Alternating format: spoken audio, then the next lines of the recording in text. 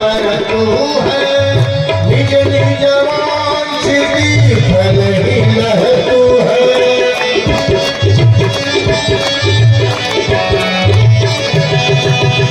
भरत वृंद सब चरण पर तू है निज निज वांछित फल ही लह तू है।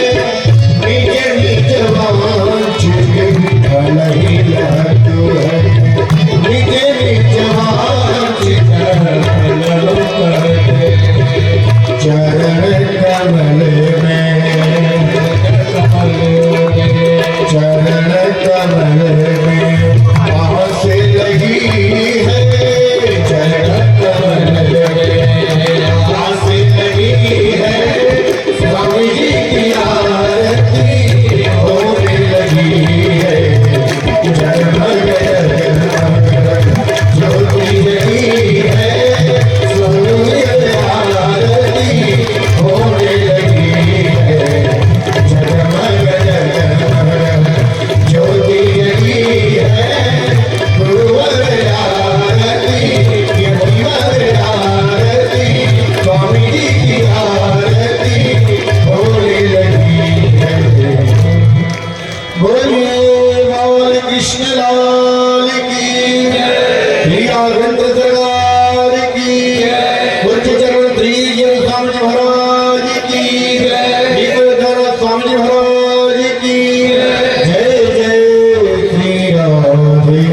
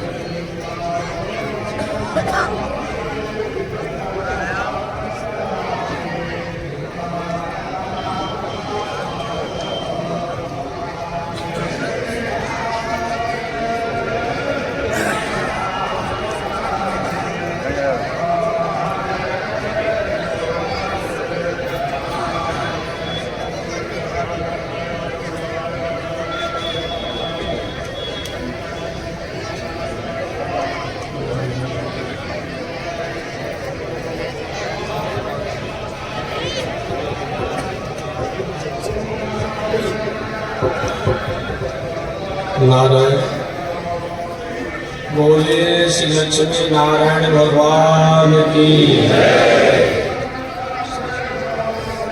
श्रीमन नारायण लक्ष्मी नारायण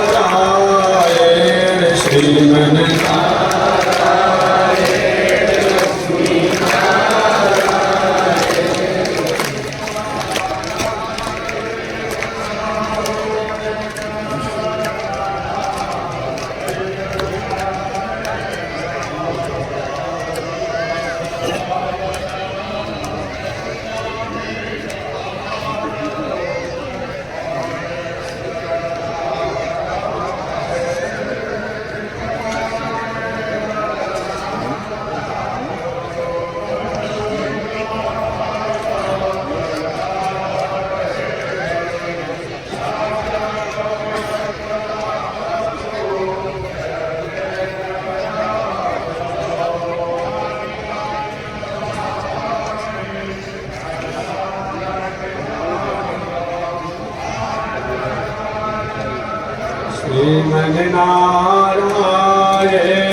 लक्ष्मी नारायण श्रीमन्नारायण लक्ष्मी नारायण श्रीमन्नारायण नारायण नारायण श्रीमन्नारायण नारायण नारायण श्रीमन्नारायण जगन्नारायण श्रीमन्नारायण जगन्नारायण लक्ष्मी नारायण नारायण नारायण लक्ष्मी नारायण नारायण नारायण। बोलिए श्री लक्ष्मी नारायण भगवान की। इस मॉनिटर को बंद कर दिया, पूरा काम कर रहा है, बंद किया दोनों मीटर बंद किए पहले। इतना भर दिन भरिया समझा के चेक कराया आपने बंद किए, दोनों मीटर बंद कीजिए। इतना सुंदर भी हो रहा है, फिर पार कर दिया दिए।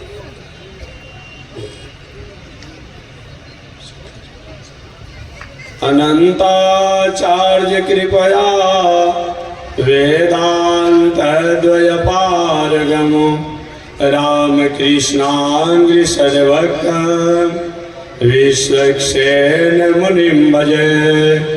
जहाँ से लीड खुशे हैं वहाँ से थोड़ा बैठे, यहाँ से लीड भी खुशे।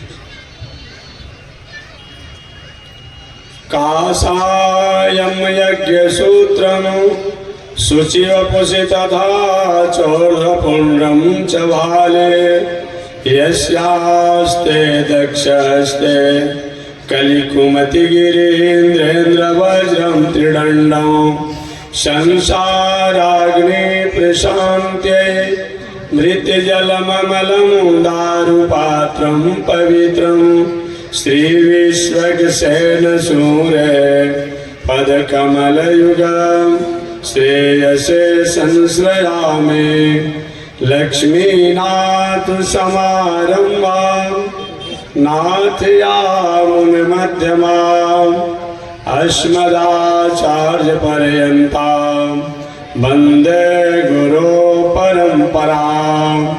नारायणाय विद्महे वासुदेवाय धीमहि तन्नो विष्णु प्रचोदयात्।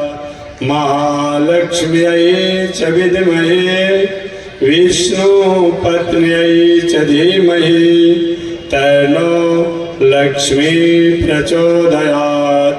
तन्नो लक्ष्मी प्रचोदयात्। परमाराध्य श्री लक्ष्मी नारायण भगवान नित्य वंदनीय पूज्य गुरुदेव श्री त्रिदंडी स्वामी जी महाराज के जुगल चरणों में कोटि नमन। भगवत भागवत आचार्य कैंकर्य पारायण महानुभाव, पिछले दिन निवेदन किया गया था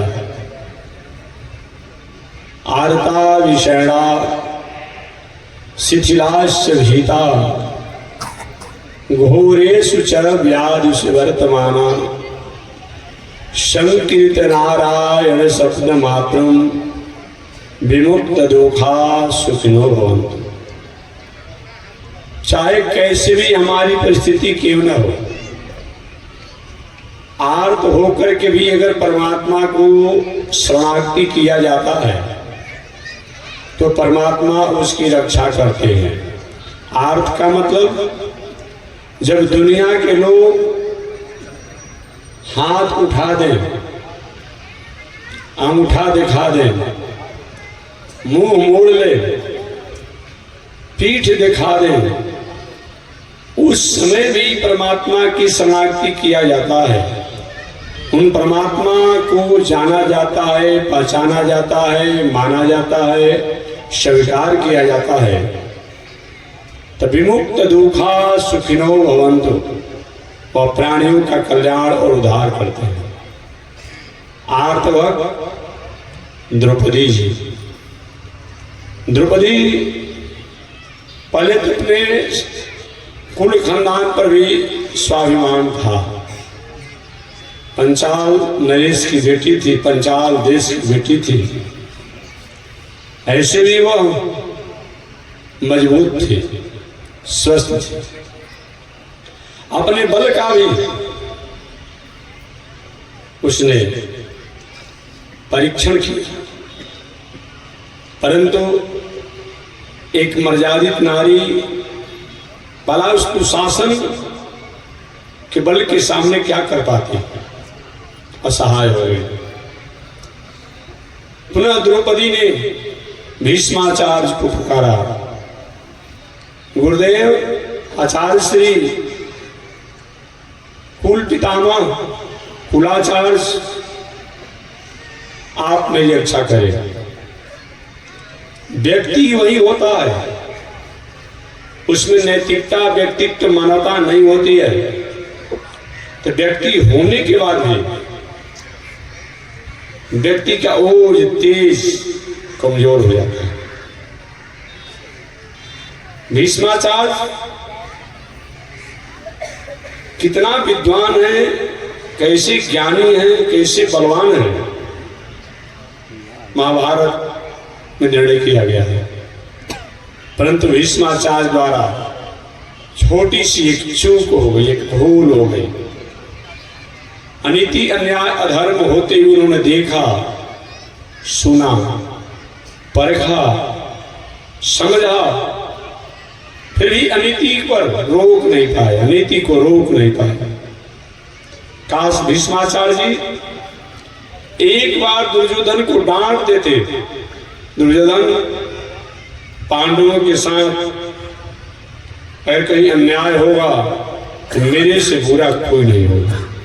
केवल एक लाइन शब्द बोल देते दुर्योधन को, कौरव पक्षियों को कोई मजाल नहीं था, हिम्मत नहीं थी जो पांडवों के साथ अन्याय करते। अन्याय होते रहा, भीष्माचार्य देखते रहे। परिणाम क्या हुआ? कभी आपने महाभारत कथा पढ़ा होगा, भागवत में तो बहुत संकेत किया गया है। भीष्माचार्य महाभारत संग्राम के बाद लगभग 58 दिनों तक बाणशैया पर पड़े रहे। एक दो दिन नहीं, 58 दिन तक। 18 दिन महाभारत संग्राम चला, जिसमें 10 दिन तक भीष्माचार्य कौरवों के तरफ से, पक्ष से महाभारत में मोर्चा संभालते रहे। 2.5 दिन कर्ण मोर्चा संभाले, और भी कोई आधा दिन, कोई 1 दिन, ऐसे करके 18 दिन तक महाभारत संग्राम चला। महाभारत संग्राम में पांडवों को विजय प्राप्त हुआ। पांडवों विजय को प्राप्त किया। भीष्माचार्य बाणशैया पर 58 दिनों से बिना अन्न जल के पड़े हुए हैं। पूरा शरीर बाणों से विधा हुआ है। टस वश होने की स्थिति नहीं रह गई है भीष्माचार्य की। भगवान द्वारिकाधीश पांडवों को विजय दिला करके, विजय महोत्सव मनवा करके, उसी विजय महोत्सव के अवसर पर पांडवों के 5 पुत्रों की निर्मम हत्या भी हो गई थी। कभी कभी खुशहाली में, हमारी सफलता में अगर हम संयम और सजग नहीं होते हैं तो कोई बहुत बड़ी घटनाएं घट जाती है। अब सोचिए, महाभारत संग्राम हुआ। इस महाभारत संग्राम में पांडवों के 5 पुत्र नहीं मारे गए, उनकी हत्या नहीं हुई। महाभारत संग्राम समाप्त होगा। इस महाभारत संग्राम में 1 अरब 66 करोड़ 20 लाख 10,000 नरसंहार हुआ। इतना बड़ा नरसंहार एक युद्ध में और कम समय के युद्ध में कभी कभी पढ़ने, सुनने और देखने को मिलता है। बहुत दिनों से अलग अलग राष्ट्राध्यक्षों की अपने ईगो के कारण हो रहे हैं युद्ध। आज भी 1000, 2000, 10,000, 20,000, लाख, 5 लाख, 10 लाख, 25-50 लाख मान लिया जाए, बहुत होगा, करोड़ों मान लिया जाए, एक संग्राम में अल्प समय में हाहाकार दुनिया में हो जाती है। विश्व न्यायालय अलग अपनी बात कहेगा, राष्ट्र न्यायालय अपनी बात कहेगा कि मानवाधिकार का हनन हो रहा है। उस समय महाभारत संग्राम में 1 अरब 66 करोड़ 20 लाख 10,000 नरसंहार हुए। 10,000 लोग लापता हो गए। अब समझिए कितना बड़ा नरसंहार हुआ था। अभी पूरे भारत की जनसंख्या उतनी नहीं है।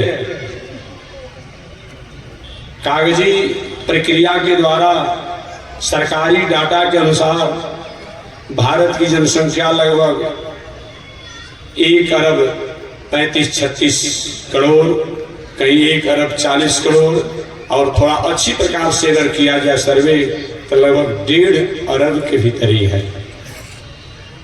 हमारा एक पड़ोसी देश है आपके बगल में, उसकी भी लगभग जनसंख्या कम बेसी इतना ही है। आपके बगल में पड़ोसी आपका देश है, उसका और आपके देश का लगभग जनसंख्या कम बेसी थोड़ा करके बराबर है। पूरे विश्व की जनसंख्या 7 अरब है, कम से कम जानना चाहिए आपको। पूरे विश्व की जनसंख्या कितनी है? 7 अरब। उन 7 अरब की जनसंख्या में 1.5 अरब लगभग हमारे देश की जनसंख्या है, और लगभग कुछ कम बेसी 1.5 अरब की जनसंख्या आपका एक पड़ोसी बड़ा देश है उसका है। बाकी 4 अरब में पूरे विश्व की जनसंख्या है। आप अपने ताकत को भूल गए हैं, ये तो बात अलग ही है। उस राष्ट्र के आप रहने वाले हैं, उस देश के आप रहने वाले हैं जहां आज भी आप अपनी स्थिति में हैं। एक और बात इससे मैं मिला जुला बात करूं। दुनिया में संस्कृति हो सकती है, संस्कार हो सकता है, सभ्यता हो सकता है, उसको कोई नकारा नहीं जा सकता है। अपने अपने तरीकों से, अपने अपने तरीकों से अलग अलग दर्शन के लोग, कुछ दर्शन तो हिंसा को ही अपना जीवन का दिनचर्या मान लिया, नैतिकता और मौलिकता मान लिया। किसी ने मर्यादा से नहीं रहकर जीवन जीने को अपना मौलिकता मान लिया। परंतु धन्य है हमारा राष्ट्र, हमारा देश, जहां नीति, नैतिकता और धर्म को ही अपने जीवन का दिनचर्या माना जाता है। ये केवल आपकी बात नहीं है। आपने स्वामी विवेकानंद जी का भी नाम सुना होगा। जो पढ़े लिखे लोग हैं, स्वामी विवेकानंद जी का नाम भी सुने होंगे। विद्यार्थी अवस्था में उनका आचार्य नरेंद्र के भी नामों से जाने जाते थे। स्वामी विवेकानंद जी एक बार विदेश की यात्रा किए, और विदेश की यात्रा जब वो किए तो विदेश की यात्रा करते करते अचानक उन्होंने घटना देखा स्वामी विवेकानंद जी ने। वह घटना थी कि एक युवती, एक युवा स्थिति को प्राप्त युवती कब्र पर चिलचिलाती धूप में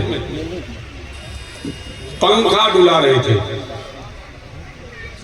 विवेकानंद जी मार्गों से जा रहे थे, इस घटना को देखे, बड़ी आश्चर्य हो गया।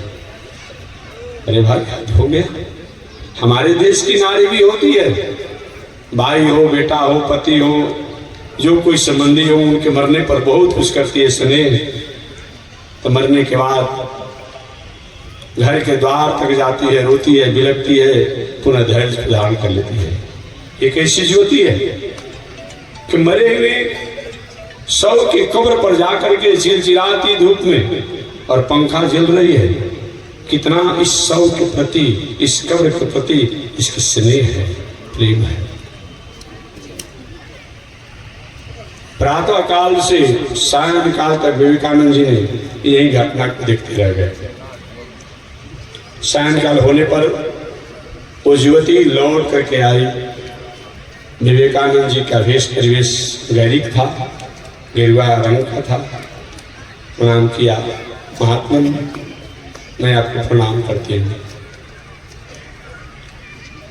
एक मेरे मन में क्षोभ है। अच्छा बोलो। आपके परिवेश और भेष को दिखने से पता चलता है कि आप नैतिकता, मौलिकता, संस्कार और संस्कृति से संपन्न जो राष्ट्र, जो देश, जो भारत, उसी के आप रहने वाले हों। देखा हाँ, आपके तो धर्म में और किसी नारी को कुछ समय अपरिचित या परिचित अगर देख लिया जाए तो दोष बताया जाता है। आप जब से आए हैं और अभी सायंकाल हो रहा है, आप खड़ा होकर के और हमको देख रहे हैं कि आपके लिए वह धर्म नहीं है। स्वामी विवेकानंद जी ने कहा, देवी जी मैं जानता हूं, मैं अपने ऋषियों पर थोड़ा सा संशय करता हूं, अपने महापुरुषों पर संशय करता हूं, अपने शास्त्र के रचनाकारों पर, विद्वानों पर, ग्रंथकारों पर मैं संशय करता हूं कि हमारे रचनाकारों ने, शास्त्रकारों ने, विद्वानों ने, लेखकों ने अपने देश की नारियों का पक्षपात किया है और कहा है कि मर्यादा और पतिपरायणा नारी भारत में ही होती है। लेकिन आज तो मैं देख रहा हूं तुम्हारे जैसा भारत में नारी कभी मैं नहीं देखा कि शव के कब्र पर चिलचिलाती धूप में पंखा को डुला रही हो। वह ज्योति भी पढ़ी लिखी थी। एक महात्मा, आप संत तो हैं लेकिन आप संत अभी नए हैं, अनुभव में आप नए हैं। भले ही आप संत बन गए हैं लेकिन अनुभव में आप नए हैं। तो कहने क्या इसका मतलब है कि इसलिए अनुभव में आप नए हैं। आपके ऋषियों ने जो लिखा है और जो कहा है और जो कहते हैं वही ठीक है वास्तव, और जो नहीं कहा है वो नहीं ठीक है। स्वामी विवेकानंद का तो तुम क्या कर रही हो? ऐसा तो मेरे देश में कोई भी स्थिति नहीं होती है कि अपने परिवार के मरने के बाद कब्र पर पंखा डुलावे स्नेह में, प्रेम में। उस नारी ने सही सही बात बता दिया। महात्मा आपके देश की नारी ही नारी है और बाकी दुनिया में नारी और नारी नहीं है। क्या है? ऐसे भी अंग्रेजी में स्त्री को अंग्रेजी में क्या कहा जाता है? आप जानते होंगे। और क्या कहा जाता है? हमारे यहाँ धर्म पत्नी कहा जाता है। भले वो झगड़ालू हो, विवाद करती हो, सब करती हो, लेकिन धर्म पत्नी कहा जाएगा, देवी कहा जाएगा। बात जान जाएगी, देवी कहा जाता है, धर्म पत्नी कहा जाता है। उस विदेश की ज्योति ने कहा, महात्मा मेरे देश का ऐसा नियम है कि जब तक पति के मरने के बाद कब्र अच्छी प्रकार से सूख नहीं जाए और दूसरा अगर विवाह कर लिया जाता है तो उसको फांसी की सजा पर लटका दी जाएगी। तो मैं बहुत दिनों तक प्रतीक्षा नहीं कर पाऊंगा सूर्य की ताप से कब्र को सूखने की। अतः मैं सूर्य की ताप से कब्र तो सूख ही रहा है, लेकिन पंखा डुला करके भी मैं कब्र को सुखा करके और अपनी चंचल जुआवस्था को मैं स्वीकार करना चाहता हूं। धन्य है यह राष्ट्र, धन्य है यह देश, जहाँ की एक नारी जीवन बीत जाता है, पति कहीं चले गए, कहीं भाग गए, कहीं भूल गए, भटक गए, जीवन भर अपनी मर्यादा में रह करके और राष्ट्र नैतिकता, संस्कार, संस्कृति का रक्षा करती है। उस राष्ट्र क्या कहने वाले हैं? इसलिए कभी आप भूलिए मत कि हम कौन हैं। हमेशा आपको याद रखना चाहिए, जहां सारी दुनिया की ज्ञान विज्ञान समाप्त होती है, वहां पर हमारे राष्ट्र का ज्ञान और विज्ञान प्रारंभ होता है। आप स्वामी विवेकानंद जी, पुनः एक बार मैं नाम लेंगे। स्वामी विवेकानंद जी जब विदेश में गए तो उनको भारतीय समझ करके शून्य पर बोलने को दिया था, और शून्य की व्याख्या करते करते स्वामी विवेकानंद ने कहा, शून्य से अलग कुछ होता ही नहीं है, सारा दुनिया का प्रकट होना, विकसित होना और लय होना और मोक्ष ये शून्य में ही है। उनको और उनकी व्याख्या को सुन करके उनको और समय मिला। जहां दुनिया का ज्ञान समाप्त होता है, विज्ञान समाप्त होता है। दुनिया के ज्ञान विज्ञान क्या है? हाइड्रोजन बम फेंक देंगे, अणु बम फेंक देंगे, परमाणु बम फेंक देंगे, अमुक काम करेंगे, पूरा राष्ट्र समाप्त हो जाएगा। ये विश्व का सबसे अंतिम विज्ञान यही है। हमारे यहाँ क्या है? जिन्हीं हम विज्ञान की तरफ, ज्ञान की तरफ प्रवेश करते हैं, हमारे यहाँ ब्रह्म तत्व से जो दुनिया का नियामक और नियंता है, जो सृष्टि का सृजनहार है, सृजन करता है, उनकी हम बात बताते हैं कि एक ऐसा तत्व है जो अपने द्वारा दुनिया को फैलाता है, फुलाता है, विकसित करता है और अपने में लय कर लेता है। उस हम ब्रह्म तत्व की बात करते हैं और विनाश तत्व की बात करते हैं। हमारा कितना बड़ा विज्ञान है। हम ब्रह्म तत्व की बात करते हैं, सृष्टि को बनाने वाले, सृष्टि को पलित पोषित करने वाले, सृष्टि को विकसित करने वाले की बात करते हैं, और वह सृष्टि को संहार की बात करता है। और इसलिए सारे दुनिया के ज्ञान जहाँ समाप्त होता है, हमारा विश्व का, हमारा देश का ज्ञान जहाँ प्रारंभ होता है। वेदांत दर्शन में निवेदन किया गया है, अथा तो धर्म जिज्ञासा, अथा तो ब्रह्म जिज्ञासा। हमारे यहाँ धर्म की जिज्ञासा की बात आती है, और धर्म की जिज्ञासा जो है वो ब्रह्म की जिज्ञासा का पूरक है। जैसे आप भोजन करेंगे तो आपको कामना करने की आवश्यकता नहीं पड़ेगी, जिज्ञासा करने की आवश्यकता नहीं पड़ेगी कि भूख हमारा समाप्त हो जाए। आप जल पिएंगे तो आपको प्यास बुझने की कामना नहीं करनी पड़ेगी, जिज्ञासा नहीं करना पड़ेगा कि हमारा प्यास बुझ जाए। अथा तो धर्म जिज्ञासा, हम धर्म की अगर जिज्ञासा करते हैं तो ब्रह्म की जिज्ञासा स्वतः पूर्ण हो जाती है। इसलिए यही हमारा भारतीय दर्शन है, हमारा वैदिक दर्शन है। मैं निवेदन कर रहा था, भीष्माचार्य जी 58 दिनों से वाणशैया पर पड़े हुए थे, लेटे हुए थे, सारे शरीर में बाण बिधे हुए थे, टस से मस होने की स्थिति नहीं थी।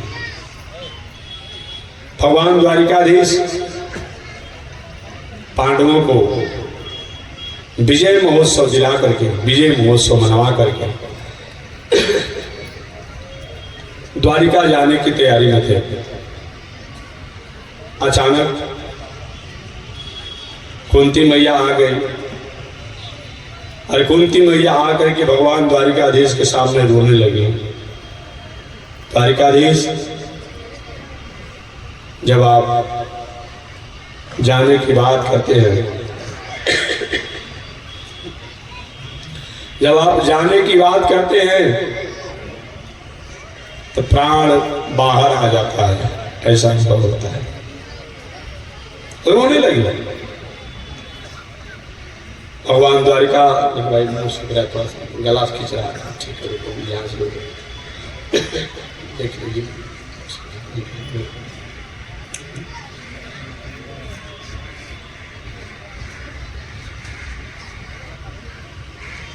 नारायण।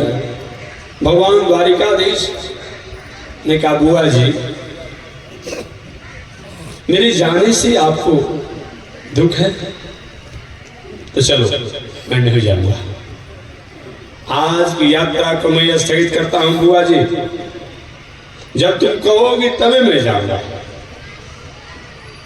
स्नेह में भगवान द्वारिकाधीश को देखकर कुंती को प्रसन्नता हुई। कुंती स्तुति करने लगी। गोविंद, जिस समय कौरवों द्वारा विष मिश्रित लड्डू खिला करके हमारे पुत्रों को मारने का षड्यंत्र किया गया, आपने रक्षा किया। जिस समय मेरे पुत्रों को दुर्योधन ने कपट भरी सेवा करके दुर्वासा ऋषि को और दुर्वासा ऋषि के शाप द्वारा मेरे वंशज को समाप्त करने का प्रयास कर रहा था, उस समय आपने रक्षा किया। मेरे वंशज, मेरे पुत्र को समय समय पर संकट आपत्ति विपत्ति आती रही और आपने उनकी रक्षा किया। आज पांडवों के पास खुशहाली है, आनंद है, विजय महोत्सव मना रहे हैं और आप जा रहे हैं। ऐसा नहीं, मैं आपको प्रणाम करती हूँ। कुंती ने कहा, हे द्वारिकाधीश, आप साक्षात भगवान हैं। द्वारिकाधीश भगवान ने कहा, पांडव सुन रहे हो, अब बुआ जी हमको भगवान बना रही है। मैं भगवान तो नहीं हूं, लेकिन बुआ ने कह दिया कि भगवान है तो चलो भगवान मैं हूं, और भगवान से कुछ मांगा जाता है। आज भी हम लोग मंदिर में जाते हैं तो क्या करते हैं जी,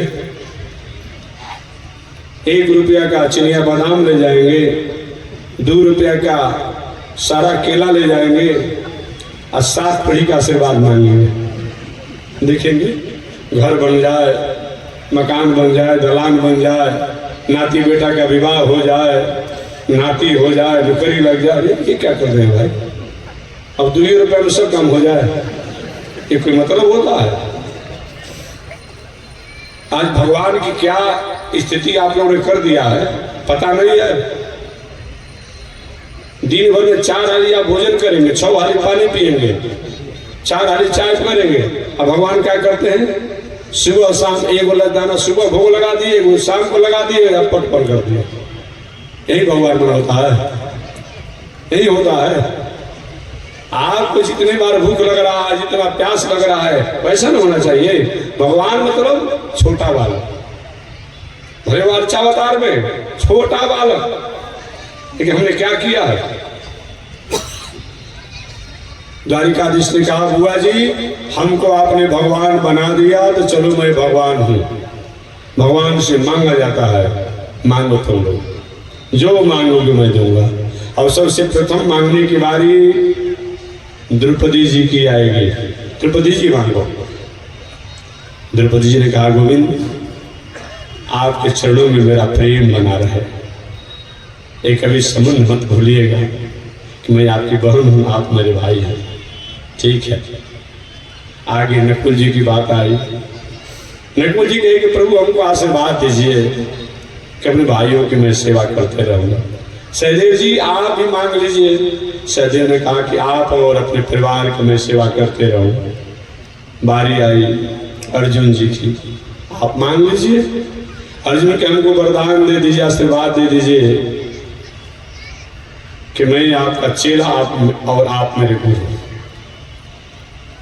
भीम दादा के बारी आई। भीम दादा ने, गोविंद ऐसा आशीर्वाद दो कि भोजन से किसी से समझौता ना करना पड़े और कभी समझौता ना करना पड़े। भीम दादा भोजन करते थे। धर्मराज युधिष्ठिर जी की बारी आई। धर्मराज युधिष्ठिर ने कहा, गोविंद चाहे हमारे जीवन में विषम से विषम परिस्थितियां आ जाए, फिर भी कभी हम धर्म का त्याग न करें, ये मेरे मन में भावना भर दीजिए। आए तो थोड़ा सा कोई पूजा पाठ यज्ञ दान करते हैं, कहीं हमारे अनुकूलतानुसार कोई काम नहीं हुआ या कोई अच्छा काम करने पर कोई जीवन में विषम परिस्थितियां आ जाती है, तो हम क्या कहते हैं, हमको नवरात्र नहीं सहता है, हमको शिवरात नहीं सहता है, हमको छठ नहीं सहता है। क्या आपको सहता है? भोजन करना सहता है ना? कितना लोग घर में भोजन किए सूते रह गए। कहिए कि हमारे घर में भोजन करना नहीं सहता है। कितने लोग हॉस्पिटल में गए दवाई कराने, हॉस्पिटल में रह गए, और कहिए कि हमारे यहाँ रोग होने पर अब दवा कराना नहीं सहता है, डॉक्टर को दिखाना नहीं सहता है। कितने लोग रात में सोते हुए घर में सोते ही रह गए कि कब हमारे घर में सोना सहता ही नहीं है। ऐसा कभी तो मैं नहीं सुना। और कोई अच्छा काम किया, कुछ घटना हो गया तो कहते कि हमारे घर सहता नहीं है। नहीं, जीवन में अगर कहीं विषम परिस्थिति आती हो अच्छे कर्म करने के बाद तो मानना चाहिए और नहीं करते, कुछ और परिस्थिति आ सकती है, लेकिन इतना पर ही होकर के रह गया। आपने राजा सगर जी का नाम सुना होगा। राजा सगर के एक जग में 60,000 पुत्र भगवान कपिल देव के दृष्टि के सामने पड़ करके समाप्त हो गए, जो आज सागर था पहले, अभी गंगा सागर के नामों से जाना जा रहा है। ऐसे भी आप लोग कहते हैं कि सब तीर्थ बार बार और गंगा सागर एक बार। भगवान कपिल के तेज से सगर के 60,000 पुत्र चले गए। सगर ने कहा नहीं, मैं जग को सहा करके मानूंगा। बात भी सत्य है। कभी कभी हमारे जीवन में विषम परिस्थितियां आती है तो समाज, राष्ट्र और संस्कृति की कहीं न कहीं कुछ हित और मंगल का कहीं संदेश लेकर के आती है। काश सगर के 60,000 पुत्र भगवान कपिल देव के नेत्रों के तेज से नहीं जले होते तो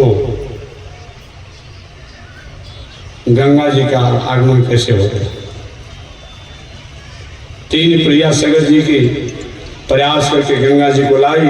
भले सगर वंशज अपने भगीरथ ने अपने वंशज के कल्याण के लिए गंगा जी को लाया हो, ये तो कथा के द्वारा जानते हैं। अगर गंगा जी नहीं आई होती, आज लाखों लाखों करोड़ों लोग जहाँ से गंगा निकली है और जहाँ जाकर मिलती है, लोगों का कल्याण होता है। चाहे वो गंगा कनाल बनाकर हो, स्नान करके हो, अनेक प्रकार के कार्यों से होता है।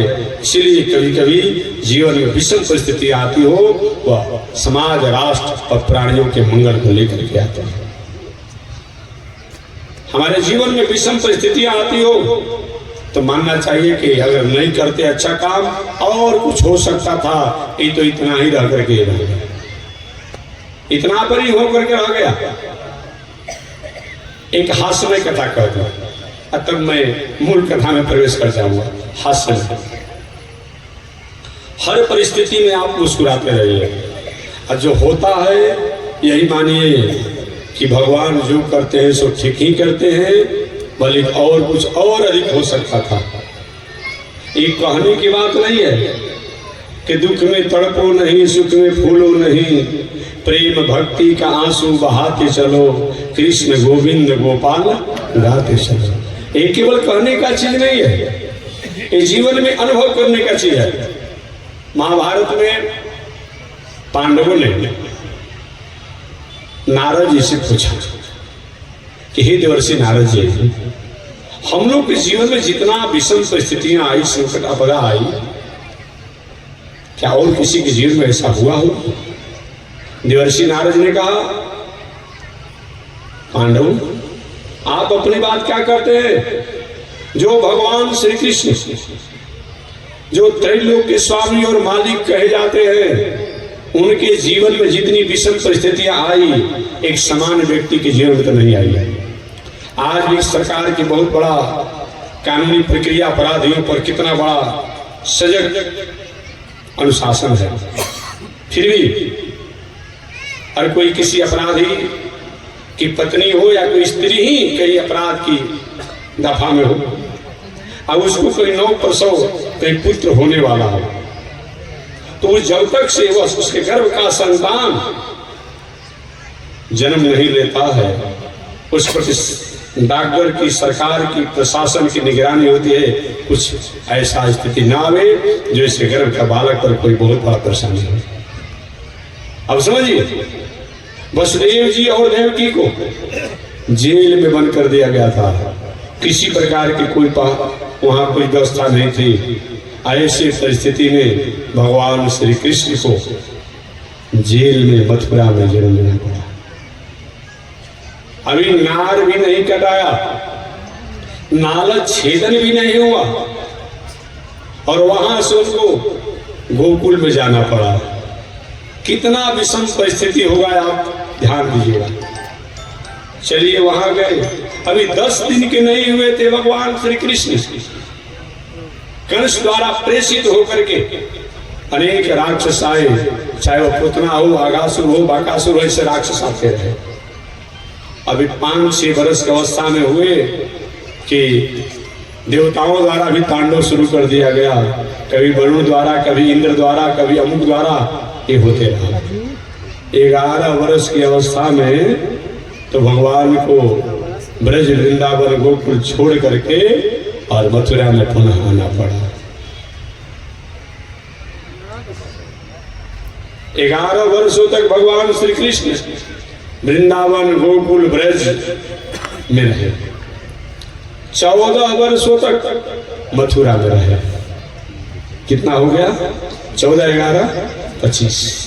मथुरा में भी रहे, शांति से नहीं रहे।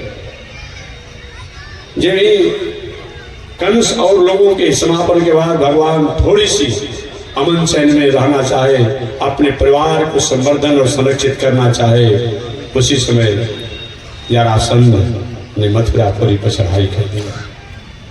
और 1-2 बार चढ़ाई नहीं किया, 17 बार चढ़ाई किया। और थोड़ा मोड़ा सेना लेकर के नहीं, 23 अक्षौहिणी सेना लेकर के। बताइए कितनी बड़ी परिस्थिति होगी। चलिए उन 17 बार भगवान श्री कृष्ण उस जरासंध से अपने को स्थापित हुए। 18वीं बार जरासंध पुनः मथुरा पर चढ़ाई किया। इधर एक काल जवन महावीर जो यदुवंशियों का विरोधी था आया और भगवान श्री कृष्ण को मथुरा पर छोड़ करके समुद्र के बीच में जा करके डेरा डालना पड़ा, रहना पड़ा। कितना बड़ा विषम परिस्थिति होगा। ठीक है, कोई बात नहीं, आप में भी कभी होता है अपने परिस्थितियों के अनुसार कोई बाहर जाकर प्रदेशों में घर द्वार बना कर आता है। भगवान द्वारिका में रह रहे थे, अभी थोड़ी सी परिवार के लोगों के साथ खुशहाली की दिनचर्या और जीवन में जीना चाहते थे। परिवार में आपसी विस्फोट हो गया। परिवार के लोगों का खान पान कुछ चंचल हो गया, उठन बैठन चंचल हो गया। धर्म शास्त्र संस्कृति के प्रति थोड़ी सी उनका उदास व्यवहार हो गया। और परिणाम क्या हुआ? सारा का सारा परिवार समाप्त हो गया। भगवान श्री कृष्ण और बलराम जी को भी इस दुनिया से लीला करके जाना पड़ा। जीवन में एक दिन भी भगवान श्री कृष्ण के कभी आपने सुख शांति से नहीं देखा, लेकिन कभी भी मुखमंडल पर आपने उदासी नहीं देखा होगा। हमेशा मुस्कुराते रहे, हमेशा मुस्कुराते रहे। यही जीवन में होना चाहिए। ये जीवन क्या है? निर्जर है, मस्ती ही इसकी पानी है, सुख दुख के दोनों तीरों से चल रहा मनमानी है। हमारा आपका जीवन सुख और दुख दोनों किनारों से गुजरते रहता है। ऐसा जान करके धीर पुरुष और वीर पुरुष जीवन में कहीं विषम परिस्थितियां आती है, दुख आता है, तो दुख का कारण भी हम ही हैं और सुख का कारण भी हम ही हैं। हम करते क्या हैं? दुख के कारण दूसरे को मान लेते हैं, सुख के कारण हम अपने को मान लेते हैं, जबकि दोनों के कारण हम ही हैं। अवश्य भोक्तव्यम कृतम कर्म शुभाशुभ। अपने किए हुए कर्मों का फल ही हम शुभ और अशुभ के रूप में प्राप्त करते हैं। इसलिए हर परिस्थिति में हमेशा संतोष और भगवान को धन्यवाद देना चाहिए। एक कथा हमें बताना था, ये आख्यायिका के माध्यम से, हास्य में। ऐसे ही जीवन जीने वाले एक सदगृहस्थ में जीवन जीने वाले महानुभाव थे। राजा उनकी सात्विकता से प्रभावित होकर के, प्रसन्न होकर के उनको अपना मंत्री बना लिया था। अब राजा साहब को मंत्री बन गए। हमेशा मंत्री का मतलब क्या होता है? जो सुंदर मंत्रणा दे करके, मंत्री शब्द जो है ये मंत्र शब्द से बनता है। मंत्र और मंत्री में बहुत अंतर नहीं है। मंत्री और मंत्र में बहुत अंतर नहीं है। मंत्र का मतलब क्या होता है? जिसका मनन करने से, जिसका अनुशीलन करने से, जिसका परिशीलन करने से, जिनका अनुसंधान करने से, जिसको सलाह सुनने से, देने से समाज का, राष्ट्र का, प्राणियों का मन तर जाए, मंगल हो, हित हो, उसी का नाम क्या है? मंत्री है, वही मंत्र है। जिस राष्ट्र समाज का मंगल और हित हो वही मंत्री है और वही मंत्र है। मंत्री साहब राजा को अच्छा सलाह देते थे, लेकिन एक स्वभाव उनका बन गया था, स्वभाव बन गया था कि भगवान जो करते हैं सो ठीक करते हैं। जैसे हम लोग कभी कभी कोई प्रणामों करता था, जय श्रीमन नारायण, जय श्रीमन नारायण, जय श्रीमन नारायण, स्वभाव बन गया है। आगे महात्मा जी कोई प्रणामों कर देते, आप लोग आशीर्वाद नहीं देते, जय श्रीमन नारायण के बोलते हैं। अरे भाई, मनुष्य किसी को आशीर्वाद क्या दे सकता है? मनुष्य के पास ताकत क्या है? तो मैं भगवान के नामों को लेकर, माने आपके प्रणाम को स्वीकार करके कि भगवान श्रीमन नारायण आपका मंगल करें, उनको मैं याद दिलाता हूं। मंत्री जी व्यवस्था करते थे, लेकिन हर बातों में कहते भगवान जो परंतु करते हैं सो ठीक करते हैं, भगवान जो करते हैं सो ठीक करते हैं। बात तो ठीक है कि भगवान जो भी करते हैं ठीक करते हैं, परंतु तो रास्ता में कोई व्यक्ति जा रहा हो, अचानक कोई ठेस लग गया किसी पत्थर के टुकड़े से, उसका उंगली कट गया, चोट लग गया। रास्ता में कोई व्यक्ति जा रहा हो और किसी का पैर इधर उधर हो गया, गिर गया। रास्ता में कोई जा रहा हो, किसी साइकिल मोटरसाइकिल से किसी को चोट लग गया, और आप कहें कि भगवान जो करते हैं सो ठीक करते हैं, कैसा लग गया उसको? बात तो ठीक है कि जो होता है वो कहीं न कहीं हमारी असावधानी और कहीं न कुछ स्थितियों के कारण होती है। मंत्री जी बहुत राजा की सेवा करते थे, प्रेमी भी थे, लेकिन बात बात मौका देते कि भगवान जो करते हैं सो ठीक करते हैं। समय बीतते चला गया। एक दिन संजोग से राजा साहब मंत्री जी के रथ पर बैठे थे, प्रजा के निरीक्षण में राजा साहब जा रहे थे। रथ के कई कीलों से राजा साहब की अंगुली लगी और कट गई, अंगुली कट गई। मंत्री जी ने सेवा तो किया, उपचार किया, लेकिन स्वभाव बस कर दिया कि भगवान जो करते हैं सो ठीक करते हैं। राजा साहब ने कहा कि इस मंत्री का बुद्धि बिगड़ गया है, इसमें भगवान ने ठीक हमारे साथ क्या किया? 20 अंगुली के थे, ये अंगुली कट गया, तो विकलांग हो गए, 19 अंगुली वाले हो गए। इसमें भगवान ने क्या ठीक किया? मंत्री जी तुम्हारा दिमाग खराब हो गया रहते रहते, चलो मैं तुमको जेल में बंद कर देता हूँ। और बिना अपराध के मंत्री जी को जेल में बंद कर दिया राजा साहब। अब जेल में जब गए मंत्री जी तो कहे कि भगवान जो करते हैं सो ठीक करते हैं। जेलर भी हैरान हो गया, अरे मंत्री जी बिना अपराध के, बिना अभियोग के, बिना किसी प्रकार के कोई दोष के, और आपको जेल में बंद कर दिया गया, और फिर भी आप कहते हैं कि भगवान जो करते हैं सो ठीक करते हैं। हाँ, तो पड़े रहिए जेल में। जेल में मंत्री जी पड़े रहे। समय से राजा साहब और मंत्रियों के साथ राजकाज की व्यवस्था करते रहे। एक दिन राजा साहब और मंत्रियों को, संतरियों को, सेनाओं को, कुछ लोगों को लेकर के रथ पर और प्रजा के निरीक्षण में निकले। घूमते घूमते घूमते चलते चलते ऐसी एक निर्जन जगह पर चले गए, घनघोर जंगल में चले गए, जहां पर अंधेरी ही अंधेरी, दिन में ही अंधेरी जैसा हो गया, और वहां रथ जाने की कोई व्यवस्था नहीं, एक व्यक्ति से दूसरा व्यक्ति जाने की कोई व्यवस्था नहीं। रथ से उतर करके और आगे बढ़े, और कुछ ही आगे बढ़े, और भी लोग कोई इधर निकल गया, कोई उधर निकल गया, कोई इधर निकल गया। कोई तो होता है ना कि हम एक साथ रहते हैं, कोई स्थितियों में कोई अकेला हो जाता है। और मंत्री जी अकेले घनघोर जंगल में चले गए, और लोग जहां तहां चले। मंत्री जी कहाँ गए ढूंढने के लिए? तब तक ढूंढते ढूंढते पुनः वो राज में पहुंच गए। अब मंत्री जी आगे बढ़ते बढ़ते पैदल चले थे, और भीतर घनघोर जंगल में गए। वहां 10 अपराधी रहते थे। उन्होंने देखा, रे ये तो सुंदर आभूषण पहना है, मुकुट पहना है, अब उनको लोगों ने पकड़ लिया, अब पकड़ करके अपने सरदार के पास ले गया लोगों ने। वो सरदार चोरों का सरदार था। क्या बस बस तुम लोगों ने बहुत अच्छा किया। मैं बहुत पहले मुझे कोई पुत्र नहीं हो रहा था तो मैंने भद्रकाली से प्रार्थना किया था कि हे भद्रकाली, मेरा एक पुत्र होगा तो मैं आपको नर बलि दूंगा। आज भला भगवती काली शंकर जी बलि आपसे मांगते हैं। ये बताइए कितना बड़ा विचित्र बात है। ये निर्मम, ये अपराध हो रहा धर्म के नाम पर, देवी देवता के नाम पर। एक कोई मतलब होता है? रास्ता में आप जा रहे हैं, कोई काम फंसा हुआ है तो आपने कहीं मन में कामना किया कि हे अमुक देवता, हे हनुमान जी, हे भैरव बाबा, हे शंकर जी।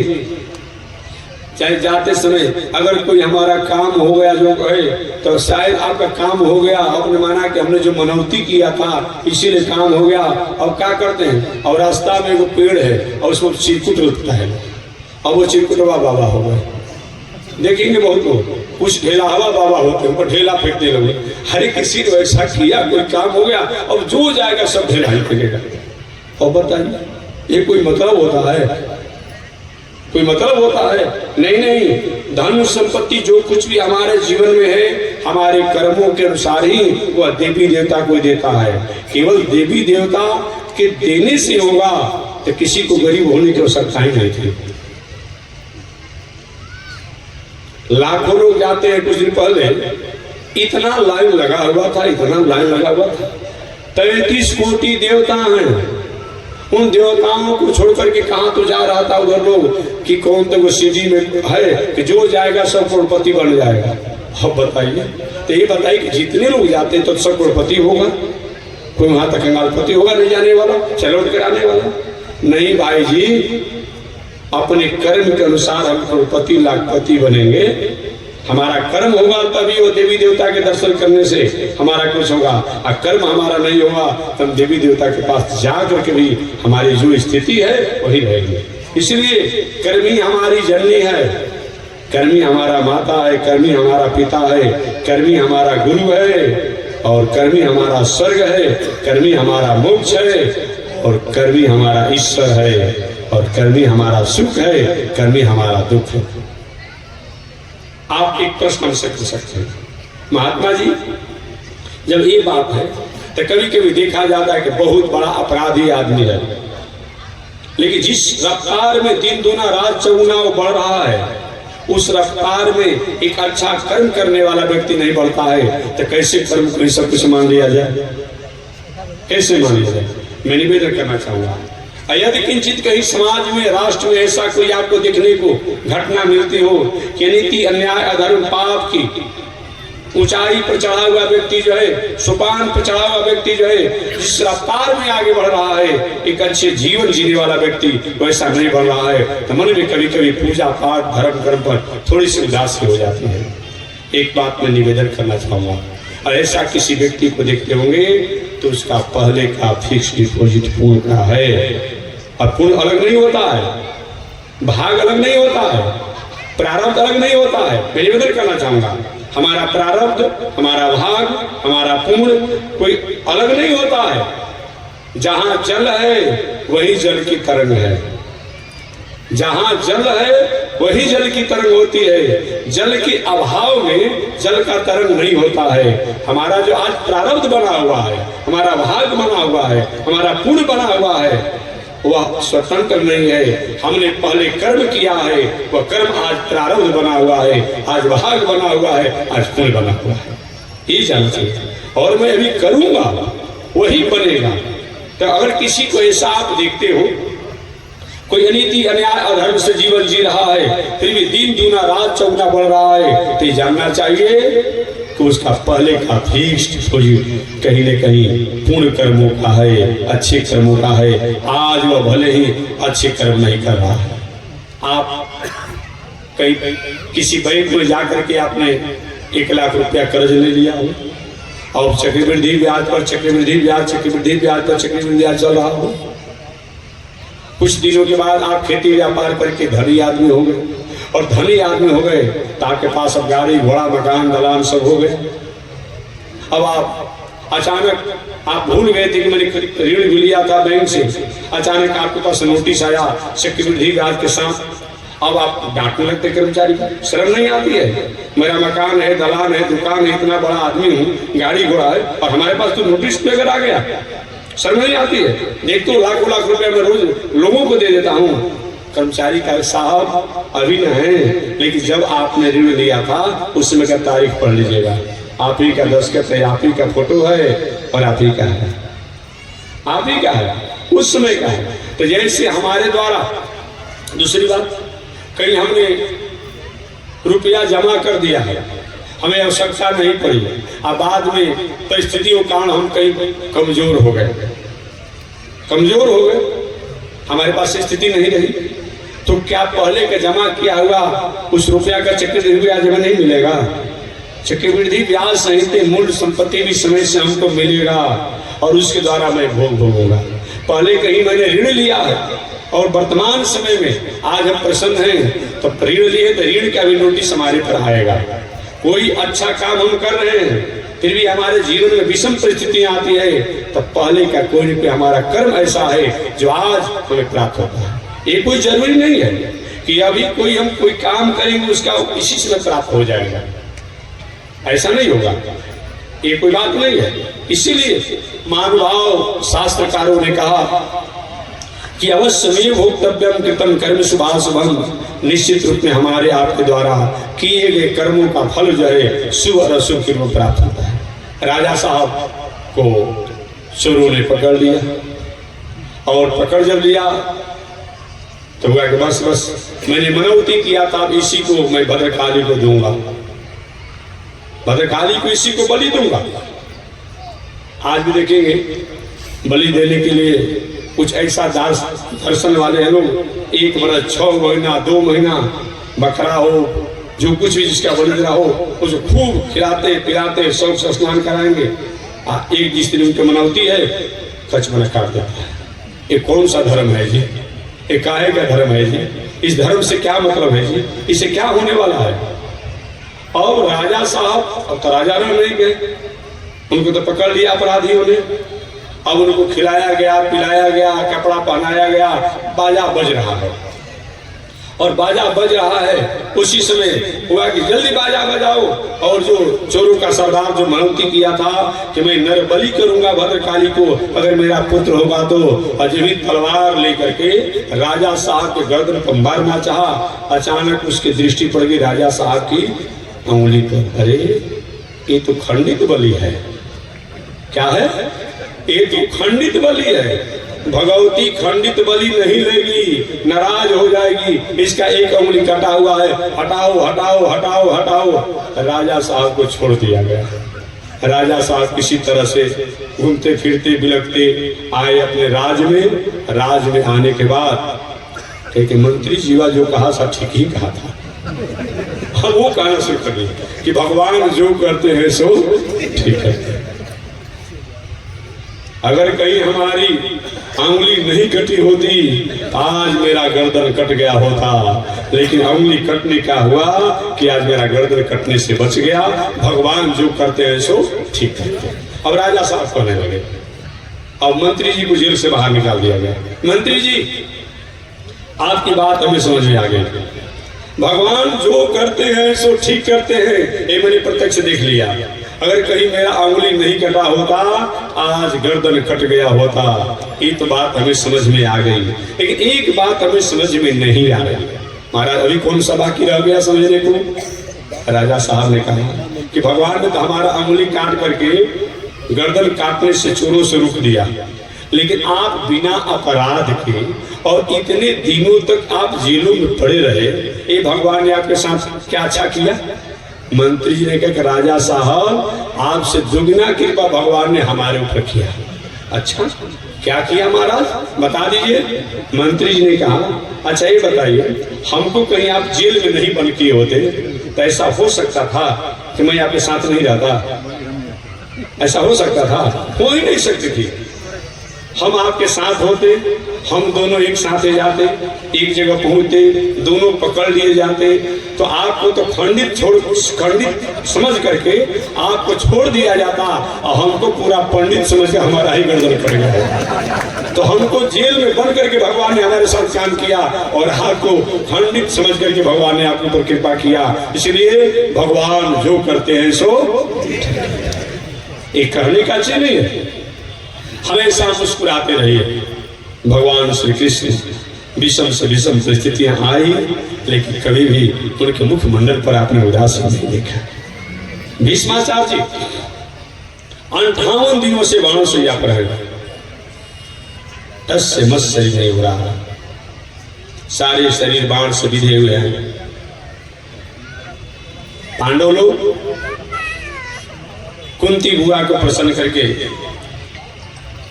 भगवान द्वारिकाधीश के साथ भीष्माचार्य के पास आए। द्वारिकाधीश ने कहा, पांडवों, कुरुवंश का सूर्य अस्ताचल की ओर जाने वाले हैं, चल करके आशीर्वाद ले लो।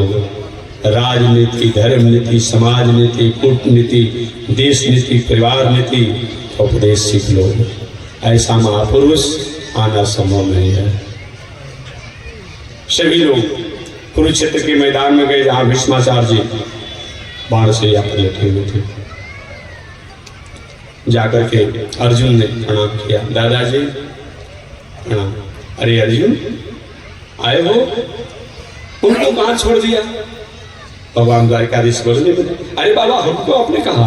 हाँ हाँ आइए द्वारिकाधीश, जब आए हैं तो सामने आइए, सामने आइए। आगे भीष्माचार्य के सामने द्वारिकाधीश जी आए। भीष्माचार्य ने कहा, अर्जुन इनको पहचानते हो? अर्जुन कह रहे, इनको कौन नहीं पहचानता है। एक तरह से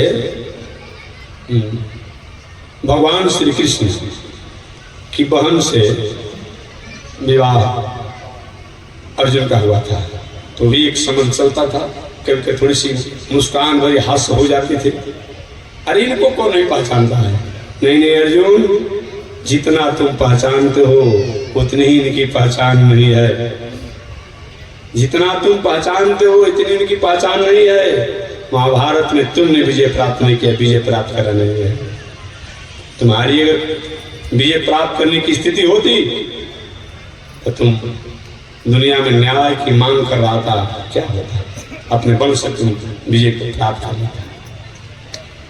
आगे द्वारिकाधीश ने कहा, बाबा जी पांडवों को धर्म नीति, राजनीति, समाज नीति, कूटनीति का उपदेश दीजिए।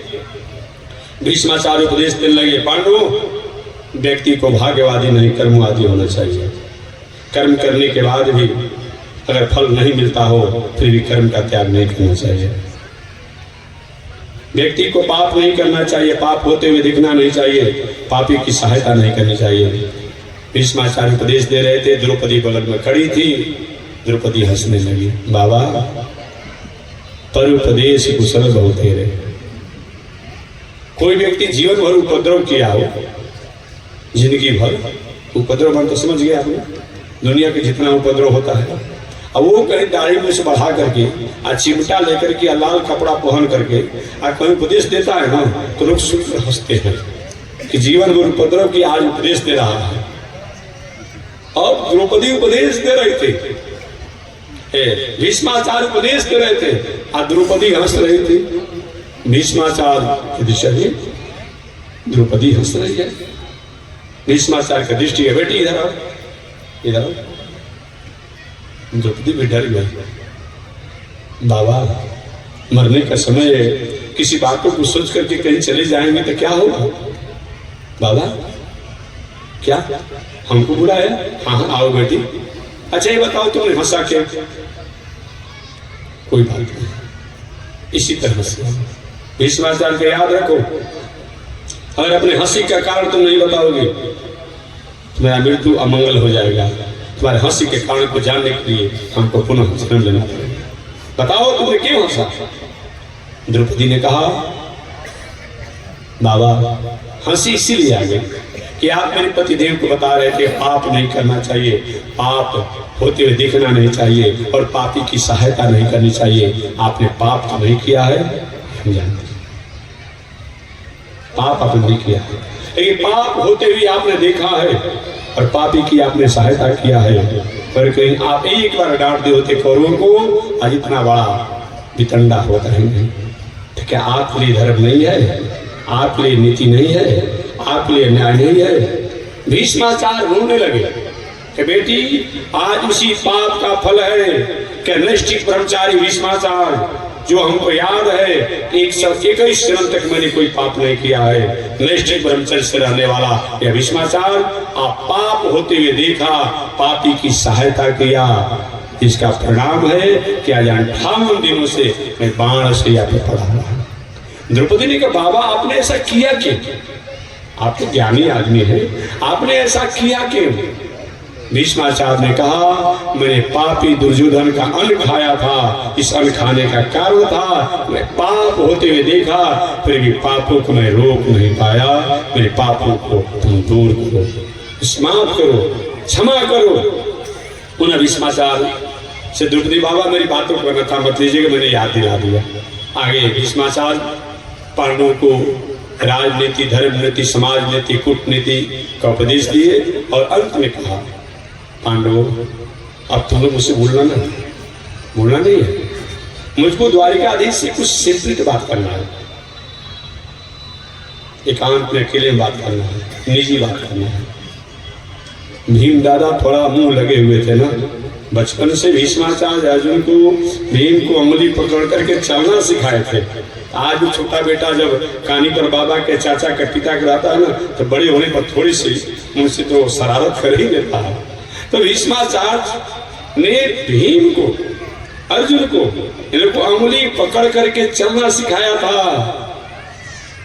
भीम दादा ने गए बाबा अब मरने के समय और सेपरेट बात करना चाहते हैं, एकांत में बात करना चाहते हैं, क्या हम सुनेंगे तो क्या होगा? कहेंगे भीम अलग बोलना नहीं है, मैं द्वारिकाधीश से बात करूंगा, प्रश्न में बात करूंगा। ठीक है बाबा करिए। भीष्माचार्य ने कहा द्वारिकाधीश आप जानते हैं भले ही मेरा शरीर कौरवों के पक्ष में था, लेकिन हमेशा मन तो इन पांडवों को राधे के पक्ष था। मैं व्यवस्था मेरी थी, अनिति अन्याय को होते हुए मैंने रोक नहीं पाया, लेकिन एक मेरे मन में क्षोभ है, टीस है, दुख है, दर्द है, और मैं इस दुख दर्द को दूर करके जाना चाहता हूँ। बाबा बताइए क्या करना है? कि यही करना है कि एक मेरी बेटी है, एक मेरी पुत्री है, और उस पुत्री का मैं विवाह करना चाहता हूँ। अरे बाबा क्या बोला आपने? ये आप मरने की समय हो गया और अभी तक आपने अपनी बेटी का विवाह तक नहीं किया। दुनिया के लोग जानते हैं कि आप नैष्ठिक ब्रह्मचारी हैं और अभी तक आपने अपनी बेटी को छुपा कर रखा था। बता तो देना चाहता था। अच्छा ठीक है, आपकी बेटी है तो क्या चाहते हैं? कि मैं विवाह करना चाहता हूँ। भगवान द्वारिकाधीश ने कहा कहीं विवाह तय किया अपनी बेटी का? ठीक है हाँ तय किया। वर का नाम बताइए, हम कर देंगे जो करना होगा। भीष्माचार्य ने कहा मैंने जिस वर को ढूंढा है अपने बेटी के लिए, उस वर का नाम द्वारिकाधीश कृष्ण है। अच्छा हमको आपने ढूंढा है? हाँ आप ही को मैंने ढूंढा है। बाबा ठीक है, क्या शादी करना चाहते हैं? क्या स्थिति? उस बेटी का नाम तो बता दीजिए, नाम तो बताइए, उम्र तो बताइए। भीष्माचार्य ने कहा द्वारिकाधीश मेरी बेटी संसारी की बेटी नहीं है, मेरी बेटी का नाम है बुद्धि, मेरी बेटी का नाम है मति, मेरी बेटी का नाम है विवेक। मैंने अपने दुनिया में तन को तो अपने दुनिया में लगाया, लेकिन मैं सोचते रह गया अपने बुद्धि को, मन को, विवेक को कहाँ अर्पित करूं, किनके चरणों में अर्पित करूं? आपसे श्रेष्ठ कोई वर नहीं है, अतः मैं आपके चरणों में अपने मति, अपने बुद्धि और विवेक रूपी बेटी को मैं अर्पण करना चाहता हूं। बाबा द्वारिकाधीश ने कहा ठीक है बाबा, जैसी आपकी इच्छा हो। वही उत्तरायण का समय भी हो गया था, ये कोई जरूरी नहीं था। उत्तरायण के लिए ही भीष्माचार्य प्रतीक्षा कर रहे थे। कि उत्तरायण में मरने से मुक्ति होगा। नहीं नहीं, कुछ लोग पूछते हैं कि महाराज उत्तरायण में मरने से ही तो मुक्ति होती है। अच्छा ये बताइए, पॉकेटमारी कीजिए रोड पर, आकर उत्तरायण में मर जाएगा तो आपको मुक्ति हो जाएगी? बताइए ना, ये क्या मतलब होता है जी? नहीं नहीं, मैं एक बार में जना दूं, कर्मी हमारी जननी है, कर्मी हमारा धर्म है, कर्मी हमारा पिता है, कर्मी हमारा गुरु है, कर्मी हमारा सरस है। उत्तरायण दक्षिणायन से कोई मतलब नहीं है। अगर हमारा कर्म ठीक है तो चाहे हम दक्षिणायन ही क्यों न मरे, लेकिन हमारा मंगल होगा। अगर हमारा कर्म ठीक नहीं है, चाहे तो उत्तरायण में ही हम क्यों न मरे, इससे कोई मतलब नहीं होता है। याद रखिए। इसकी थोड़ी सी व्याख्या कर पानी को विराम दे दूंगा। मैं निवेदन कर, उत्तरायण है क्या? आपने हमारे भीष्माचार्य ने प्रतीक्षा क्यों किया? ऐसा क्यों? जैसी आपकी भावना रहेगी, जैसा कर्म रहेगा, जैसा थिंकिंग रहेगा, उसी के अनुसार मर करके वह जोनियां प्राप्त होती है। और दूसरा क्या है? यदि वात आदि दोषेण मदभक्तम नास्मरे अहम स्मरामि मदभक्तम नयामि परमानंदम। यदि भगवान का भक्त हो और चाहे वह कसाई के द्वार पर क्यों न जाकर मर जाए, हार्ट अटैक क्यों न हो जाए, और कोई रोग हो जाए, कोई घटना होकर क्यों न मर जाए, लेकिन जिंदगी भर जीवन भर अगर भगवान का भजन किया है तो भगवान कहते हैं अहम स्मरामि मद्भक्तम नयामि परमागति। अपने भक्तों को मैं स्मरण करता हूँ और परम गति को प्राप्त कराता हूँ। मैंने भगवान के भक्तों पर कोई उत्तरायण और दक्षिणायन का कोई नियम लागू नहीं होता है। समान लोगों को जैसा उनका थिंकिंग, जैसा उनका विचार, जैसा उनका कर्म रहेगा, उसके अनुसार उनको प्राप्त होना पड़ता है। इसलिए मैं निवेदन करना चाह रहा था द्रौपदी जी के प्रसंगों में कि द्रौपदी जी आर्त भक्त हैं। आर्त भक्त, जब कोई नहीं सहायता किया तो द्वारिकाधीश को पुकारा और द्वारिकाधीश ने सहयोग किया, सहायता किया। देखिए, आप किसी का सहयोग करें लेकिन अपने को जनाइए मत। हम आज क्या करते हैं, 5 कप चाय बांटना है तो 20 साल प्रचार करते हैं। नहीं नहीं, ठीक है, एक औपचारिक जना दीजिए, ये होना चाहिए। भगवान ने जनाया नहीं कि मैं तुमको वस्त्रावतार के रूप में मैं तुम्हें रक्षा किया। सब लोग जान गए भगवान ने वस्त्रावतार धारण करके और द्रौपदी की रक्षा किया। इसलिए हमारे जीवन में विषम परिस्थिति आ जाए और हम आर्त भी हों, जब दुनिया के लोग हाथ जोड़ ले, हाथ उठा दे, पीठ दिखा दे, अंगूठा दिखा दे, तब भी अगर भगवान की शरणागति किया जाता है तो भगवान रक्षा करते हैं। भगवान का प्रतिज्ञा है अहम समुद्धरता, मैं प्राणियों का उद्धार करता हूँ। जैसे द्रौपदी के साथ हुआ। द्रौपदी आर्त भक्त है। आर्ता विषाणा विषाण भक्त अर्जुन जी हैं। इनकी कथा कल मैं सुनाऊंगा, शेष चर्चा अगले दिन। आज यही प्रवाणी विराम। श्रीमन नारायण लक्ष्मी नारायण, श्रीमन नारायण लक्ष्मी नारायण, श्रीमन नारायण नारायण नारायण, श्रीमन नारायण नारायण नारायण। बोलिए श्री लक्ष्मी नारायण भगवान की, परम पूज्य गुरुदेव भगवान की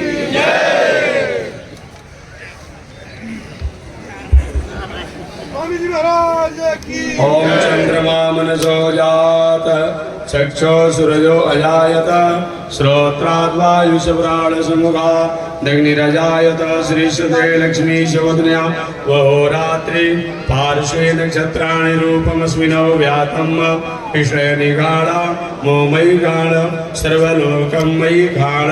श्री लक्ष्मी नारायण भगवान की जय, स्वामी जी महाराज की जय। हरि ओम। शांति शांति शांति।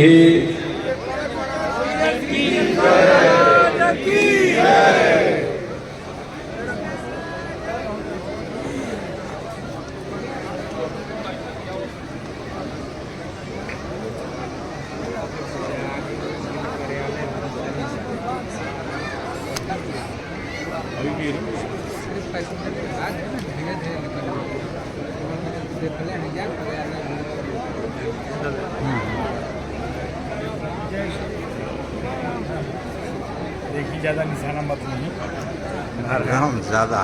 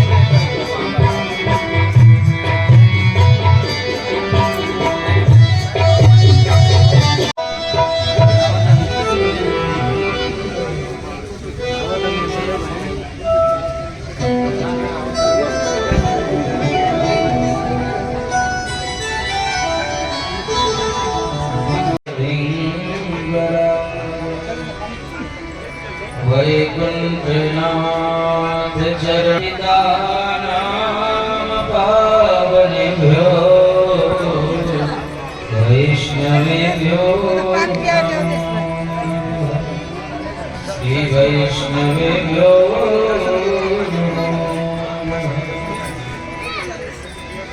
बोल वृंदावन बिहारी लाल की जय।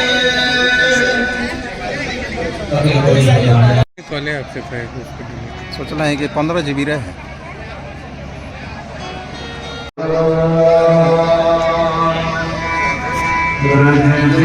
जय